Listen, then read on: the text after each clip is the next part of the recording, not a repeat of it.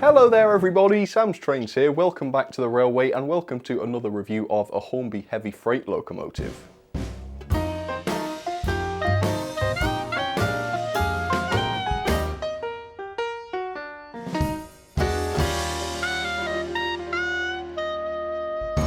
So today I reckon I might have found Hornby's cheapest 280 locomotive, or further than that, I reckon it might even be the cheapest 280 you can buy for your 00 gauge model railway, at least based on RRP.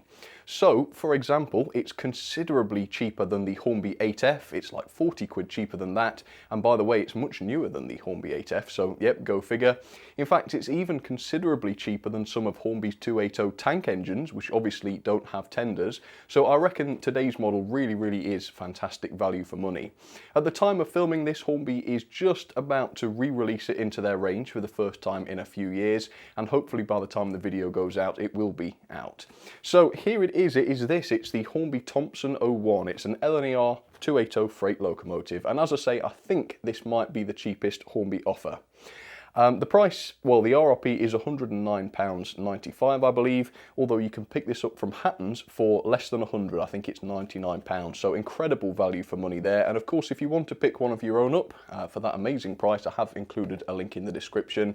It is the cheapest Hornby 280 available, but I'm not 100% sure whether or not it's the worst. It's quite a few years since I've looked at this, so I can't remember too much about it.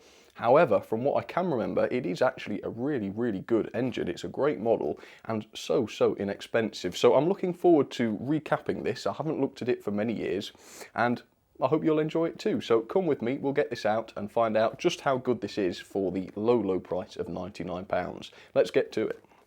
So yes, there it is, the 01, back into Hornby's range, as I say, for the first time in quite a few years.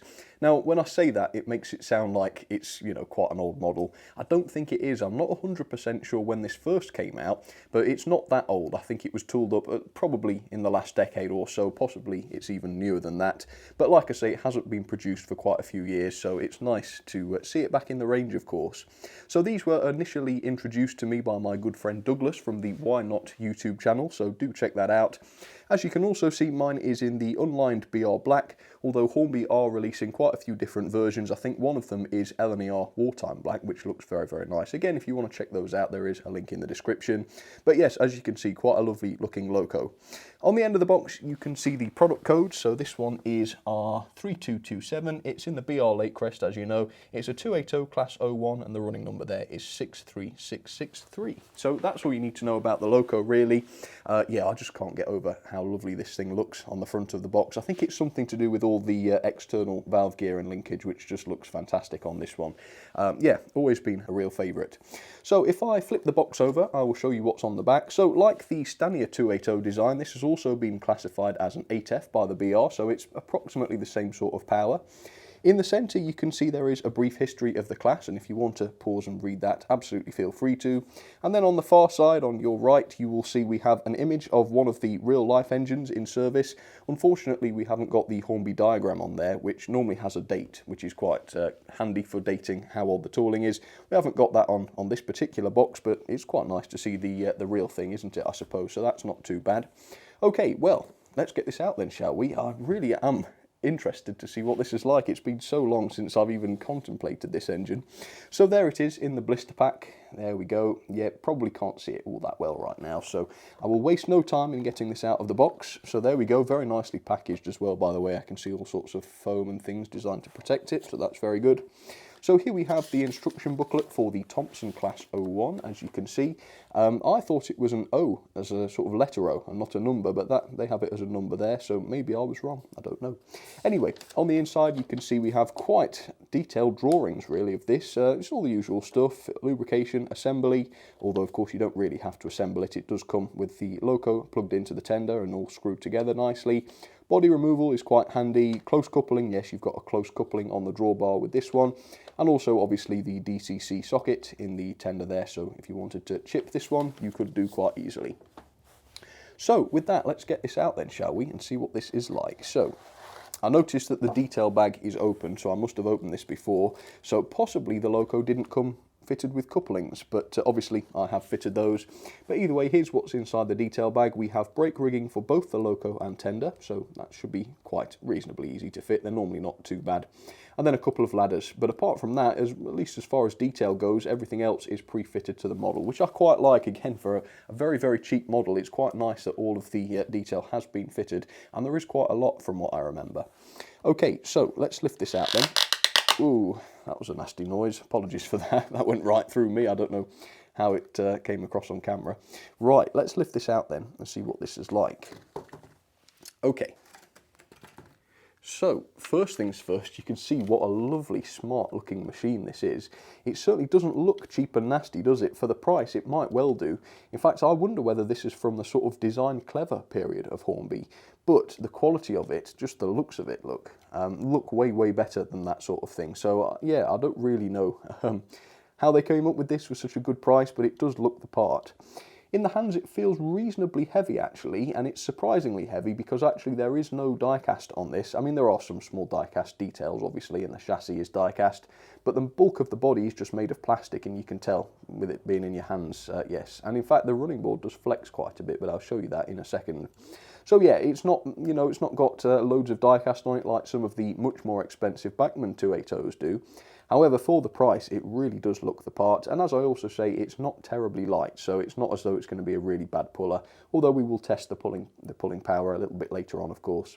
So there we go, the Thompson 01, a really, really lovely looking engine. I do like this one very much, and I will show you this in all of its glorious detail in just a second, but first of all, here's a little bit of history on the class itself. So, introduced in 1944, the 01s were designed by Edward Thompson for heavy freight work on the LNER. They were in fact rebuilds of earlier LNER Class 04 280 locomotives from World War II, and there's quite an interesting story with this because apparently there were restrictions basically caused by World War II which prevented the railway companies from producing brand new locomotives. So to get around that, basically Thompson just rebuilt an existing class, but because he wanted a new class, there was very, very little of the original class that actually remained. Most of it was just completely rebuilt, so effectively you got a new class, although technically and on the paperwork it would be a rebuild. So I thought that was quite interesting and quite funny, a bit reminiscent of what Bully did really, bending the rules to get his Pacifics built, so quite interesting. So following the nationalisation of 1948, the class of course passed into British Railways ownership, as can be seen by this model, where they continued in service until they were all sadly scrapped towards the end of steam. 58 of the class were produced in total, although sadly all of them were scrapped with no survivors. So there she is then, the very imposing, actually, Hornby Thompson 01 up close and personal for you. And as I said at the start, yes, this is quite a cheap model, and I think the cheapness does sort of show through in quite a few elements of the model. However, I don't mind it too much with this particular example, and that is for two reasons, right? And first of all, I think is the fact that Hornby seem to acknowledge this cheapness with their price. So yes, it is quite a cheap model, but Hornby aren't putting on any airs about that. They're not charging 150 quid for this. Yes, it's a relatively simple model, but I think £109 or even £99, as from Hatton's, is very reasonable for something like this. And that's not always the case with other manufacturers. For example, you can buy what is obviously quite a cheap model, except you pay an awful lot for it. And I don't want to mention Bachmann's name there in case I get into trouble. Oh wait, never mind. But crucially, the savings seem to have been passed on to the customer with this model and not just passed on to Hornby, which is really, really commendable. And it shows Hornby looking out for their customers, their loyal customers, which I think is a very good thing to do. And second of all, because even though yes, the cheapness does show through in a few areas, it doesn't go so far as to become cheap and nasty most of the time. There are one or two cheap and nasty features, but overall I would say that the model does come across as looking pretty decent. And also for Hornby, I think this was quite a good choice of model in order to cut costs and economise slightly. It doesn't work with some, for example the Hornby P2, which was produced around this sort of era, which was in the design clever period of course. That did not not work so well. However, this one was a good choice because obviously the livery looks quite simple, there's no complex lining for example, and outwardly there's not a massive amount to see. So yeah, I think it was a good choice. Okay, so let's get specific with some of the parts of this model then. Let's talk about the cheap and nasty to start with and get that over with. And it's not too cheap and nasty, but yeah, a couple of things I did notice.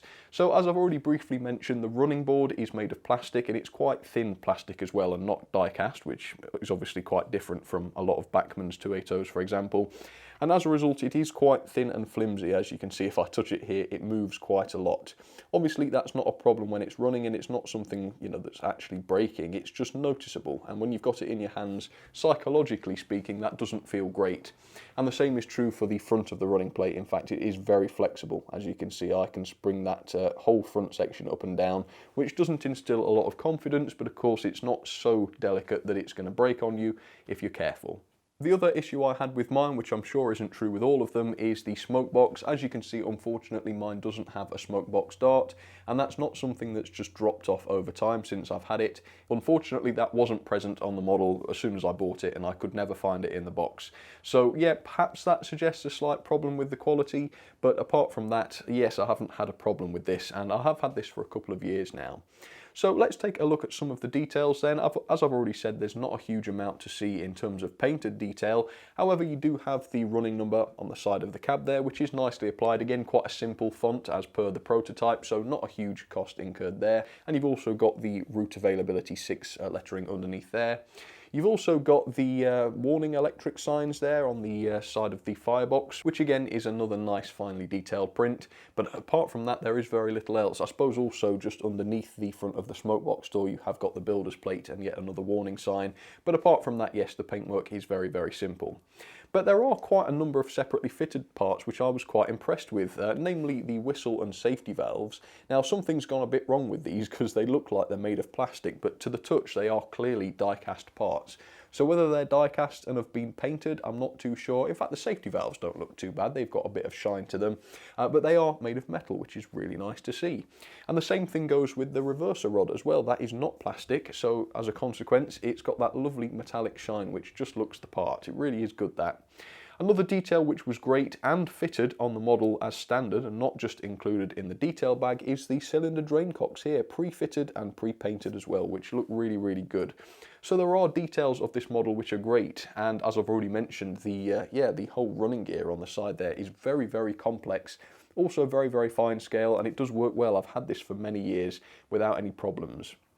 Another tiny criticism, I suppose, would be that the pickups haven't really been blacked out much. There is a little bit of blacking out on there, whether it's just come off or not, I don't know. But yeah, the pickups are quite visible, well, behind the wheels there, which is a bit of a shame, but it's not that noticeable. There is quite a lot of moulded detail as well, or possibly even separately fitted, I'm not sure. Along the running plate, of course, you've got loads of components on there, which is really good to see. We have what appear to be separately fitted lamp irons as well, which do make a difference. They look very realistic there, which is great. The buffer beams are also very nicely detailed. There's loads of riveting going on there, and I love the large buffers on these. You've got sort of huge oval buffers which look really, really good, and they are sprung. They don't spring very well, but they do spring, which is quite good.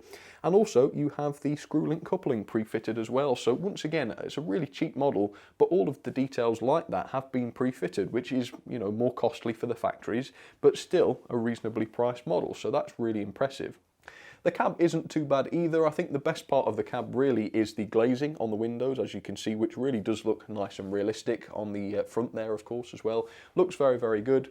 The cab roof is, you know, this is a good example of how the costs have been cut. The little air intake for the crew there isn't one that opens and closes. But again, I think that's a reasonable cost to cut, isn't it? Once again, the savings are passed on to the customer and not just passed into Hornby's pocket with that. So once again, the price makes that reasonable. Look at this, you've got pre-fitted cab doors, which again is a really nice detail. I can't think of many other models that had that fitted as standard. And inside the cab, you can see it's not just an unpainted cab. I was wondering whether it would be for that sort of price.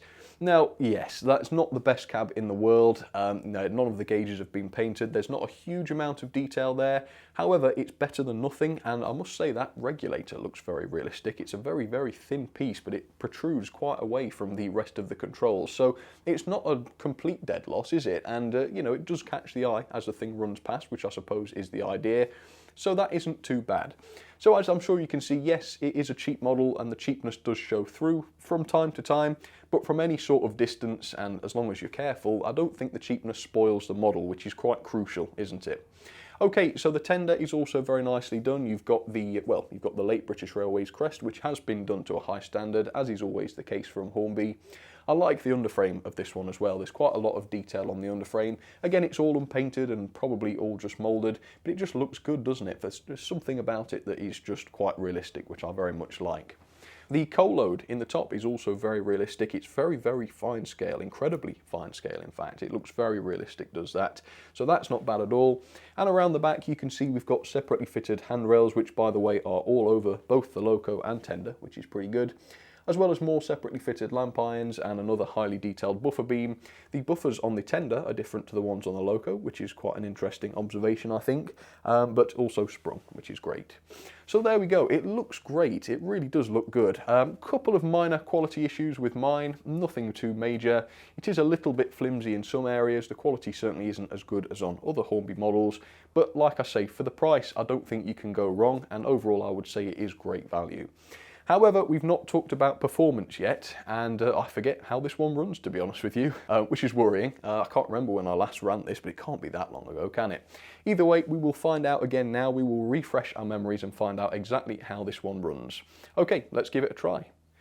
So there she is then, the very lovely 01 down onto the track, ready to be tested again, and I'm really looking forward to getting her running again. It should be good. You might notice though that I have the front screw link coupling sort of tucked up out of the way there, and that is something I can remember, because if you let it droop down it interferes with the front coupling, the NEM coupling of course, the tension lock, and it causes it to derail on the curves. So that is the slight downside actually of Hornby fitting those for you in the factory. Obviously on the plus side it's great, it means you don't have to fit it yourself, but on the downside it does cause derailments, so you either have to tuck it up out of the way like I do, or if you know you're not going to use it, you could just remove that front NEM coupling and then you can let it dangle freely. But just something to be aware of. Obviously, it's not much of a huge problem. Okay, so let's talk about the performance and the mechanism then, and it is amazing on this loco. It really is fantastic. In fact, as a cheap loco, I'm amazed that the mechanism inside this is as good as it is, but it really, really is.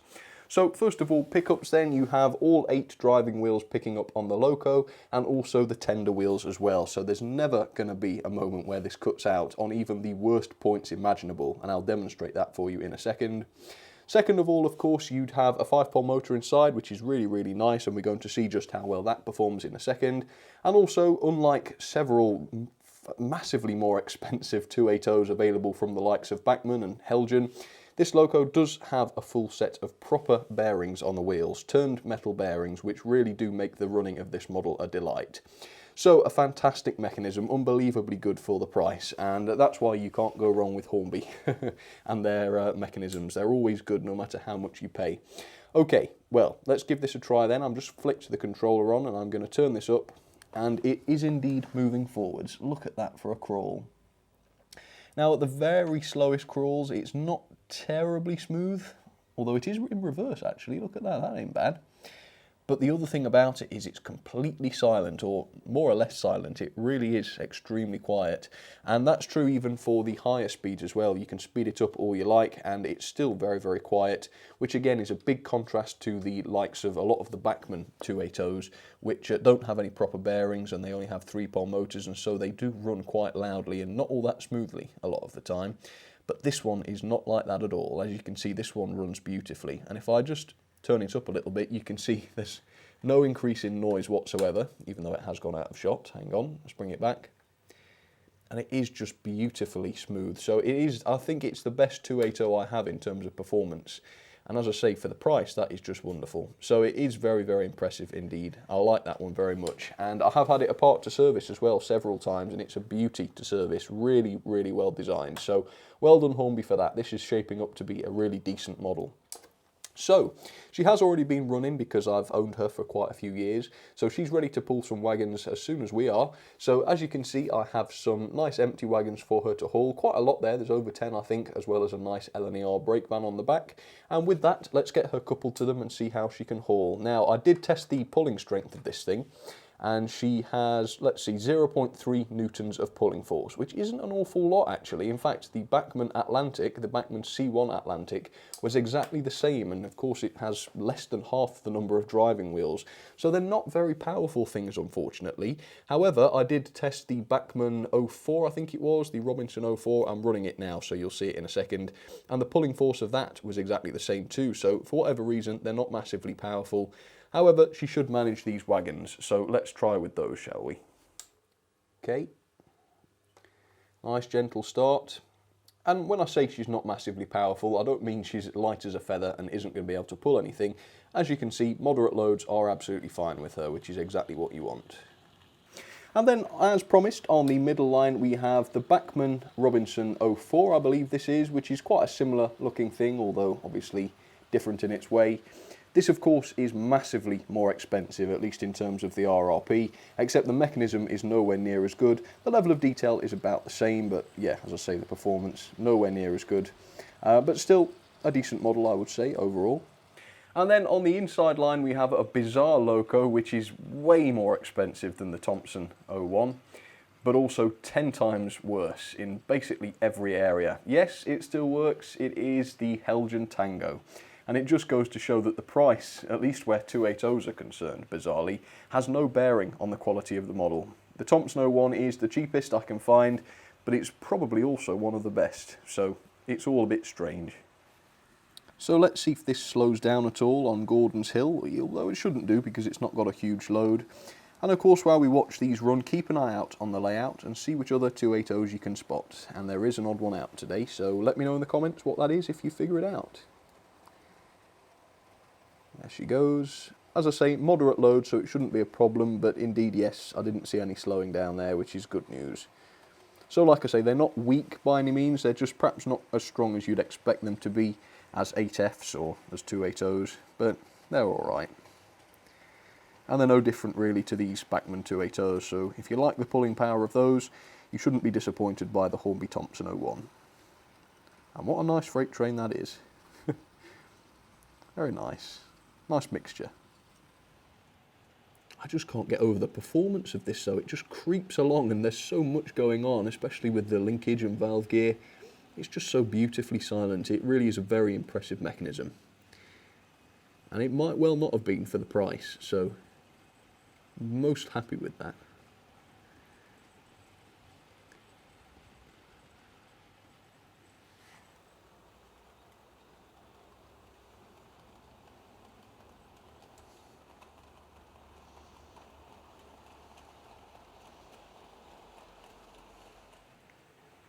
There's the Helgen Tango coming. I must say it's impressive that she still works.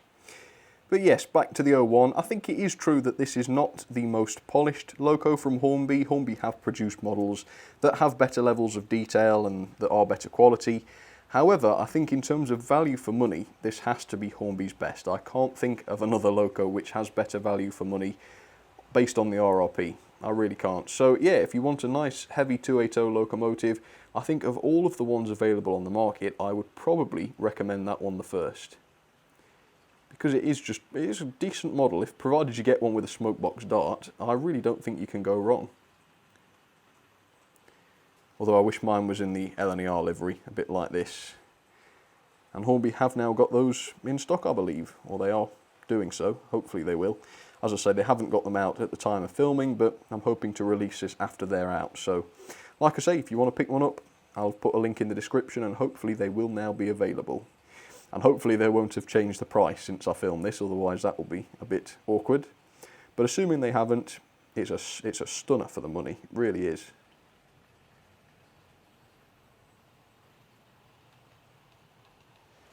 Alright, so here are some of my ratings for the very lovely, I think, Hornby Thompson 01. So the level of detail was very, very good, in fact. I suppose considering it's a bit of a budget model, I was quite amazed by the level of detail on this. However, there are some areas, such as the cab area for example, that aren't absolutely mind-blowing, but overall I think for the money the level of detail was very good. Performance though, I have to give it a 5-star. It's not all that powerful, but apart from that it runs so nicely and smoothly and quietly, and it also can do a really, really nice slow crawl. So overall I think the performance does deserve 5-star. The mechanism, the same thing is true of the mechanism. You've got full tender and loco pickups, you've got proper bearings on the wheel set and a nice 5-pole motor. It's just as good as it gets. It really is that top notch. So great mechanism, 5 stars. The quality is the only thing really that lets this down. I've given it 3.5 stars. I've knocked half a star off really for the lack of smokebox dart, because obviously they're not all going to be like that, but it does at least suggest a bit of a quality issue. The other star goes for the lack of die-cast running board and other similar components, because it really does make the model feel a little bit cheap and nasty, although I have to say it has been assembled relatively well. I can't say that much has dropped off it besides that smokebox dart. So yeah, 3.5 there. Value then for £99, or really even the RRP of £109.99, you can't go wrong with this. It's £40 less expensive than the Hornby 8F, but not all that different in terms of detail, so really, really good value there, 5 stars. As I say, I think it is the cheapest 280 on the market, but it's far from the worst, and I'm sure you can think of one or two that are considerably worse. Overall then, that is 8.89 out of 10, a very respectable score I think, and into the ranking it goes, top 10, 8th, just above the Oxford Adams radial tank and below the Hornby Peckett. Yes, I think that's a very good loco. I can highly recommend this one. And again, look at the complexity of the valve gear on there. It's a lot more complex than the Bachmann loco I'm running, and yet still way cheaper. Yeah, I love this. I really do love it. I think it's a tragedy that I don't run it more often than I do. I really will have to think of some excuses to run it some more. In fact, if you guys can think of some excuses, I would be much obliged. Let me know down in the comments if you can.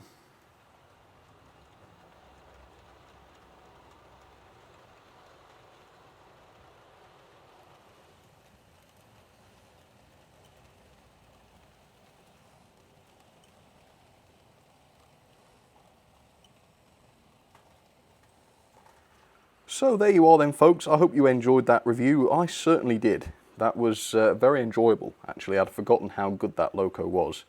In fact, I think it's so good that from now on, I think when people ask me what my recommendation would be for a budget freight locomotive or something like that, I think I will be starting to recommend this one, because yes, it's quite a simple model, roughly speaking. I mean, it's not that simple, but just for the money, it's hard to beat it. So that's that. Let me know what you thought, of course, in the comments, and I hope you enjoyed it as much as I did, as I already said, and I will see you very soon. Alright, cheers folks, thanks for watching, thanks for your time, and I'll see you on the next one. Cheers everybody.